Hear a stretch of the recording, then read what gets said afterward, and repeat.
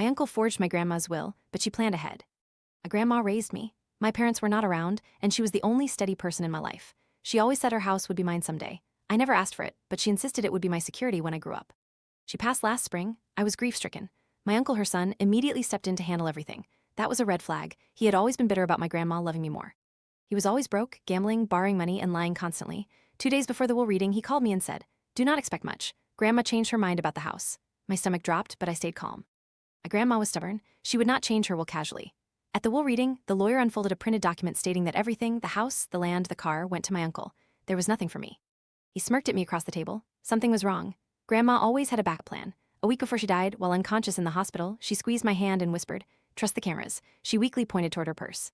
Inside were a tiny USB and a handwritten note that read, "If anything happens, show them." I had not looked at it yet. My grief was too raw, but now, after hearing that will, my hands were shaking. I reached into my bag and placed the USB on the table. The lawyer frowned and asked what it was. I plugged it into his laptop and pressed play. The room went silent. The video showed security footage with timestamps. My uncle was seen sneaking into my grandma's home office at 2 a.m. 2 months earlier. He opened her locked file cabinet. He practiced copying her signature repeatedly. He printed a new will from his laptop.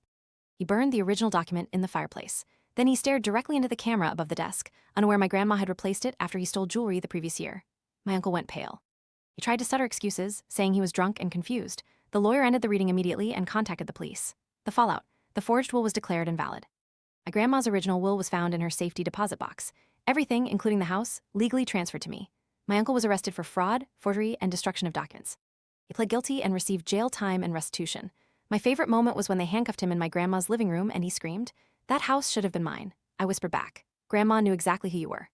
And the best part, the lawyer later told me the security cameras were installed because my grandma suspected he would try something once she was gone. She protected me even after death.